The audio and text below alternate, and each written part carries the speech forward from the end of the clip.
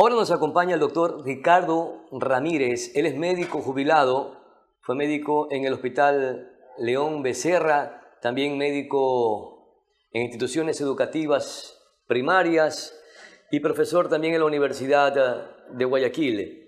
Queremos entonces empezar también saludando cordialmente a nuestro directo invitado, el doctor Ricardo Ramírez. ¿Cómo está? Bienvenido. Gracias por atender esta conversación, doctor.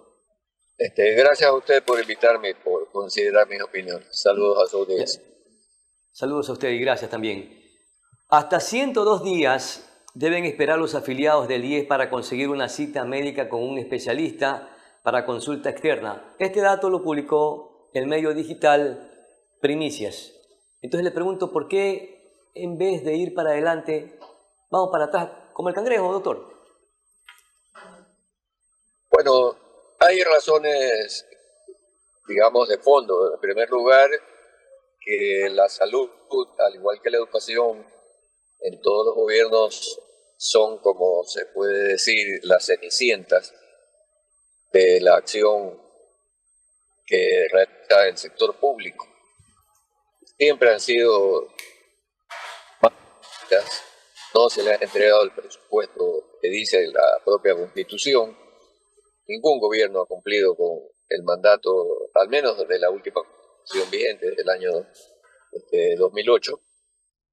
Y adicionalmente ha habido una pésima administración del sector salud, y en el caso de la seguridad social en especial, que ha padecido de manera permanente, podríamos decir, de que los que dirigen las unidades de salud del IES son personas que carecen de probidad notoria para hacerlo, porque no hay un proceso serio para su designación, sino que son designaciones que se llaman a dedo, y que eso implica que son puestos que tienen a veces costos, se cotizan, y por otro, tienen relación con las negociaciones que hay en las más altas esferas. Esto es que si usted le pide a 2 o 3 asambleístas los votos para algún proyecto de decreto, alguna cosa, él le da el voto a cambio de, y muchas veces ese cambio de significa: aquí te doy la dirección del hospital regional de Puerto Viejo, por decirle algo, ¿no, verdad? Eso va a ser tuyo, manéjalo y tú dispones del hospital. Claro, pero doctor, hay un detalle, doctor, que la desatención o la mala atención o la coordinación de las citas médicas que se están demorando inclusive en el hospital del IES, también son en los hospitales de la red pública, inclusive también hasta con los proveedores externos privados que se están suscitando estas malas atenciones médicas o falta de coordinación para que el paciente pueda tener una atención con un médico especialista. Porque si yo busco un especialista significa que tengo un problema, qué sé yo, en el corazón, en problema neurológico, algo que es urgente. Entonces, usted mencionó, ¿por qué se está fallando? ¿De dónde proviene esa pésima administración? ¿Cuáles son los factores? Bueno, como yo le decía, no podemos andarnos con las ramas, tenemos que ir al tronco. ¿Y quién ha dirigido el IES? Es el delegado directo nombrado por el presidente de la República, su representante.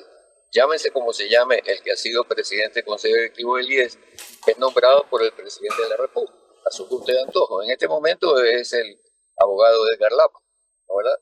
Anteriormente por Eduardo Peña, y así podríamos ir hacia atrás en la historia, pero todos designados por el presidente de turno, y esa persona no necesariamente tiene una carrera que haya hecho méritos, ¿no, verdad? Una carrera sanitaria, una carrera en la seguridad social, donde se haya formado y conozca la problemática del mismo en el área de la salud en este caso, sino que es amigo, es un recomendado, es alguien de confianza del presidente simplemente, y él es quien designa a los gerentes de los hospitales y determina las políticas en salud. Por ejemplo, ¿cuál es una propuesta que hace Edgar Lama ahora? De que todas las compras en el IES de ahora en adelante van a ser centralizadas. Y, o sea, de la ley Eso, de seguridad eso fue social. aprobado por una ley, ¿no? Claro, Para o que sea, sean, para que sean, para que el última, proceso de compras públicas sea corporativo, para que no exista la deficiencia en los medicamentos o en la medicación en los diferentes centros de salud o casas de salud de la red pública del país y del Seguro Social también.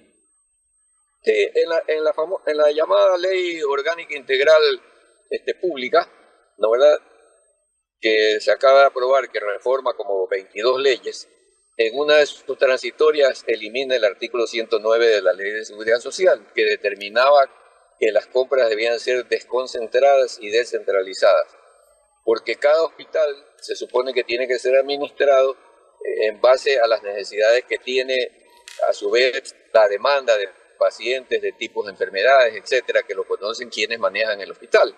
Ahora no, se va a hacer una compra nacional y de allí se va a repartir a los hospitales según lo que dice el doctor Edgar Lama. Eso ya hubo en el IES hace muchos años y fue un fracaso.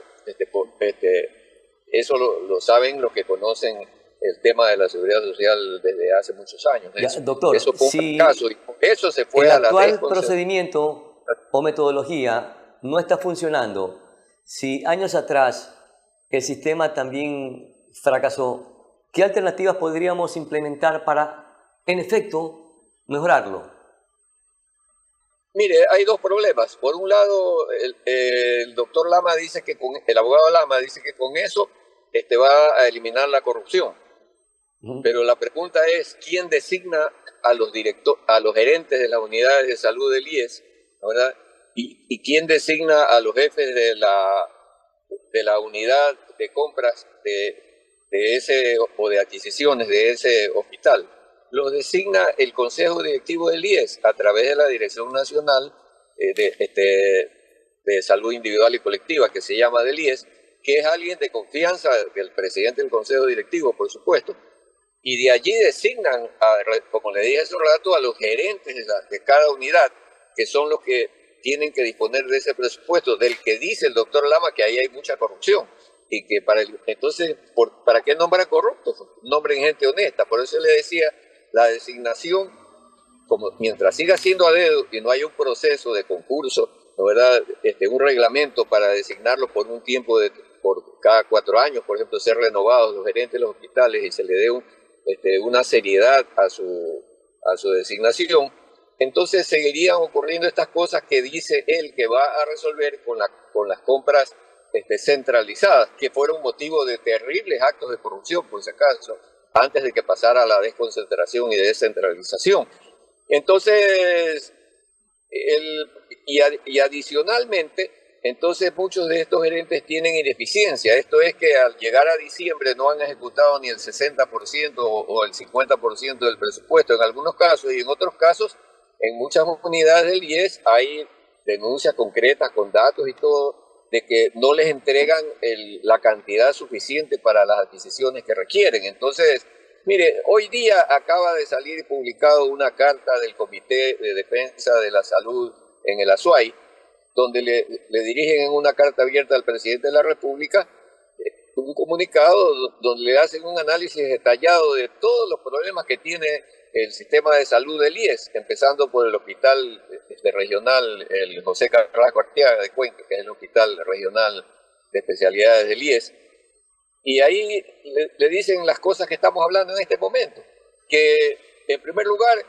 ellos, como no todo es desconcentrado y descentralizado, por ejemplo, hace años han pedido la renovación del sistema de drenaje de aguas lluvias, aguas servidas, de la dotación de agua potable del hospital, que está a punto de colapsar, pero no les entregan el presupuesto. Y simple y llanamente eso está allí hasta que algún día seguramente el hospital se inunde, yo qué sé, y estemos lamentándonos. Eso por ponerle un caso. Ahora, en cuanto al tema de los 102 días que dice que se ha determinado, bueno, eso es un asunto que no requería de mucha ciencia. Si usted va a las puertas de los hospitales de cualquier sitio del país, sea del IES o del Ministerio de Salud, usted va a ver a la gente haciendo colas y si usted entrevista a la gente le va a decir, aquí estoy porque hace 3 meses me dieron una cita y resulta que hoy día me informan que no me van a atender y que regrese después de una semana o después de un mes más. Eso es pan de cada día. Entonces, ¿pero cuál es el problema? El problema está en que en los hospitales hace rato, como no hay presupuesto, no hay especialistas ni subespecialistas suficientes. Entonces las agendas de los especialistas están llenas hasta después, de aquí hasta diciembre, ya en algunos hospitales, en algunas especialidades, las de mayor demanda. Y si usted necesita una consulta con un especialista de los de mayor demanda, como la agenda ya está llena, le dan tranquilamente la consulta para enero del próximo año, o se la dan para noviembre de este año, qué sé yo. Pero el problema es que el médico tiene llena su agenda con el número de pacientes que, de acuerdo al reglamento y a la ley, él debe atender en cada jornada de trabajo. Eso no es problema del médico, eso es problema... Hay que eliminar la metodología burocrática que está implementada, establecida en el sistema de salud pública, porque, por ejemplo, tenemos niveles de atención en las casas de salud, primero, segundo y tercer nivel. Primer nivel son los subcentros, los centros de salud, segundo nivel son los hospitales y en el tercer nivel recién están los hospitales de especialidades. O debe de funcionar esta mecánica, esta metodología para que las citas médicas sean organizadas. Mire, le insisto, el problema no está en las ramas, el problema está hay que ir a la raíz. El asunto es que no hay especialistas suficientes. Por ejemplo, para las consultas de especialidad que deben hacerse en los hospitales de tercer nivel.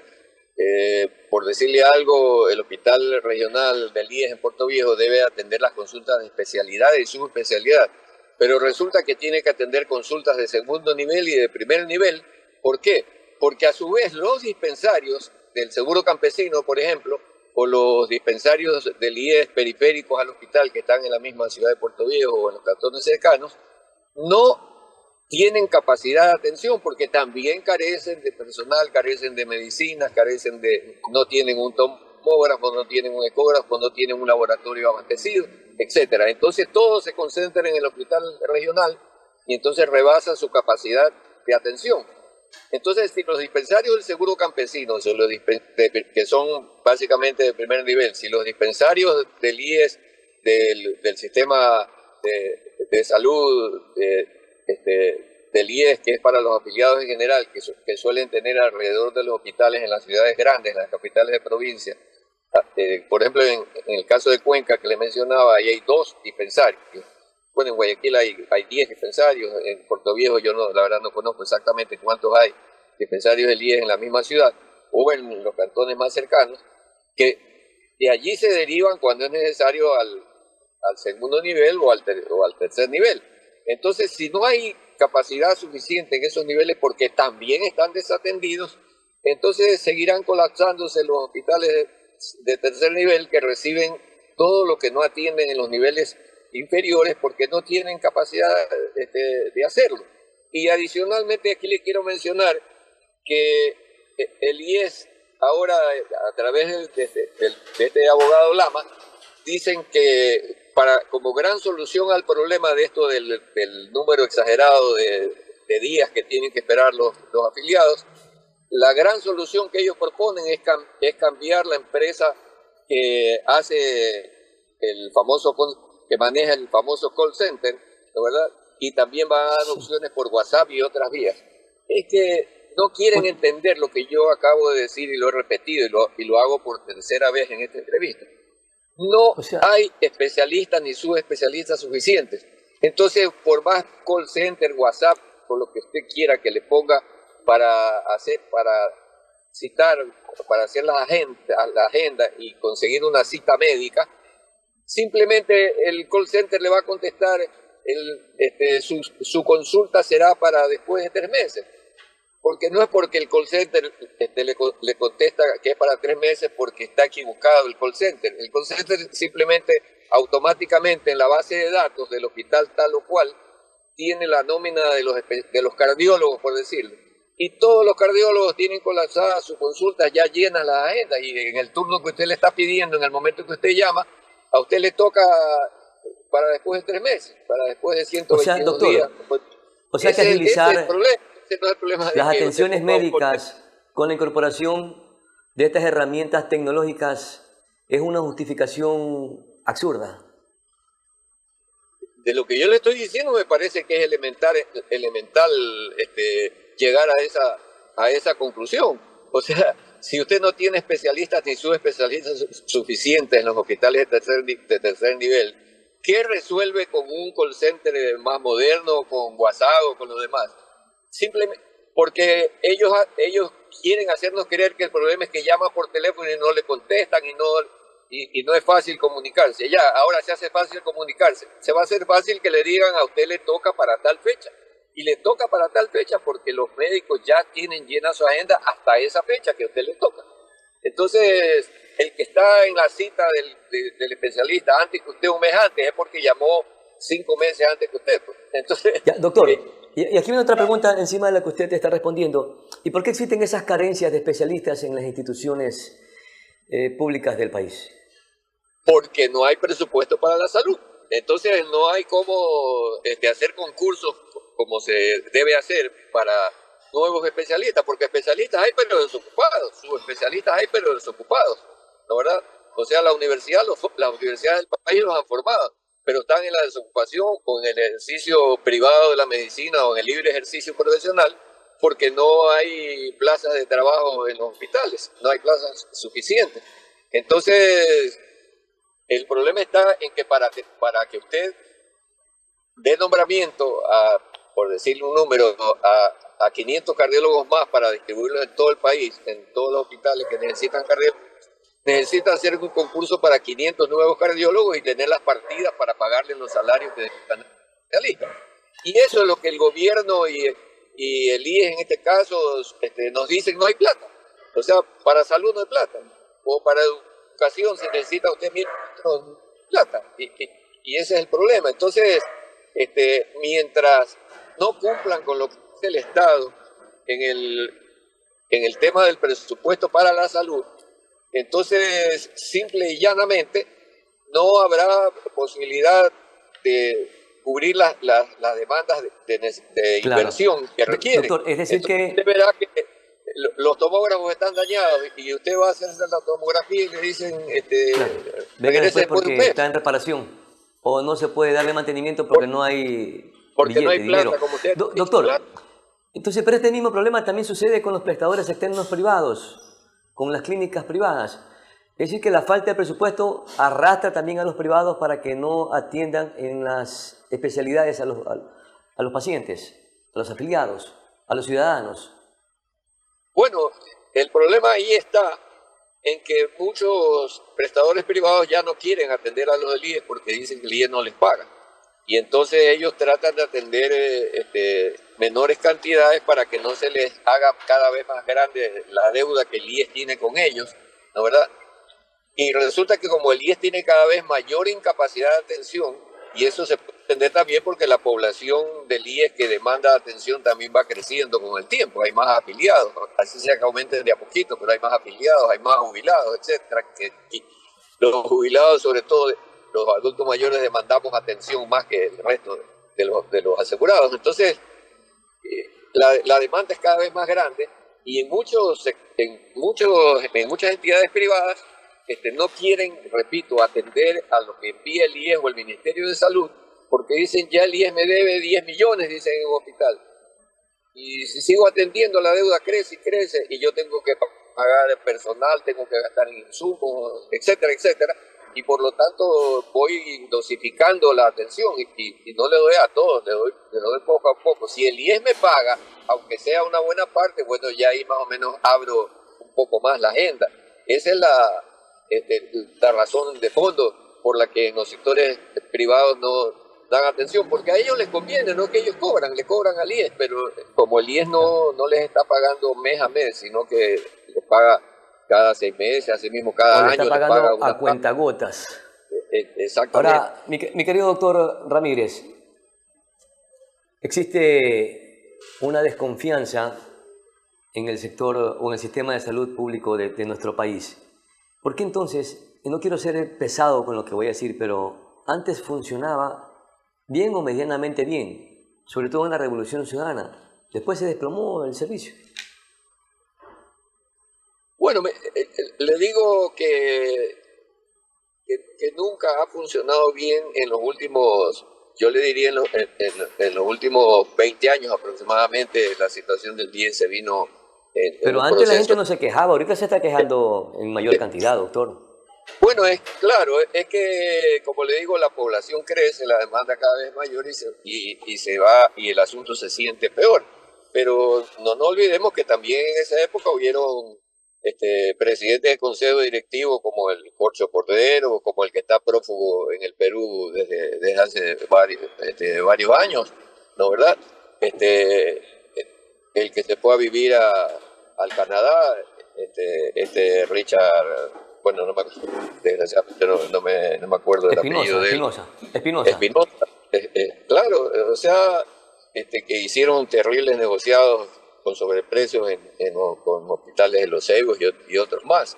Entonces, ahí la plata se ha ido en la corrupción, pues ese también es un grave problema. Acuérdese que le quitaron aportes al seguro de pensiones para darle a salud, para que salud tenga, y con eso hicieron justamente los contratos de la construcción de estos hospitales, el hospital de Machala, el hospital del sur de Quito, entre otros, el de Quevedo, pero resulta que ahí hubieron sobreprecios escandalosos y a su vez esos hospitales no cuentan hasta ahora con el equipamiento, tienen pabellones desocupados, vacíos, no tienen la ocupación total.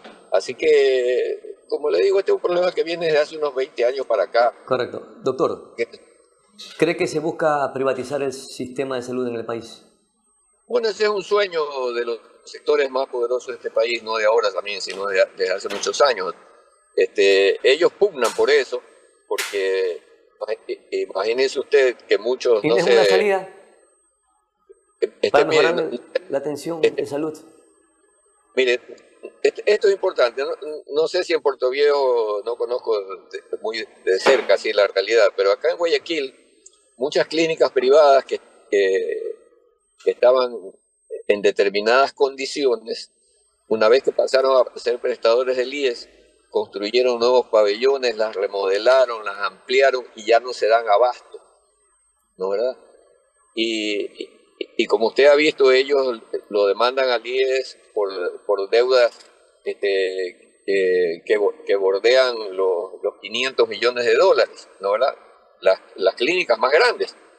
Entonces las clínicas más grandes de alguna manera se han hecho más poderosas a costilla de los afiliados que el IES les deriva y también el Ministerio de Salud Pública. Entonces, un sueño de ellos es que no es que se los deriven, sino que ya ellos pasen a controlar directamente el sistema de salud público. Sería un sueño para ellos, porque ellos establecen las tarifas que están en un tarifario y ellos manejan el costo de la atención que dan. Y a su vez la privatización del IES es un sueño de los grandes grupos económicos de poder en el país, porque el ahorro nacional de 800 millones de dólares aproximadamente mensual que tiene el IES, es un sueño de ellos poderlo manejar en sus financieras, en sus bancos privados, en sus grupos de inversión, como lo hicieron en Chile en una época, ¿no, verdad? Y que Correcto. llevó al colapso al sistema de seguridad social chileno. Ahí fracasó totalmente la privatización de la Mi querido seguridad doctor social. Ricardo Ramírez, le quedo sumamente agradecido por sus aportes. Muy amable. Gracias a usted por la oportunidad. Bueno. A usted. Con esto estamos llegando a la parte final, estimados amigos televidentes. Soy Pedro Clotario Cedeño, aprendiz de todo, maestro de nada. Es mi palabra. Hasta la próxima.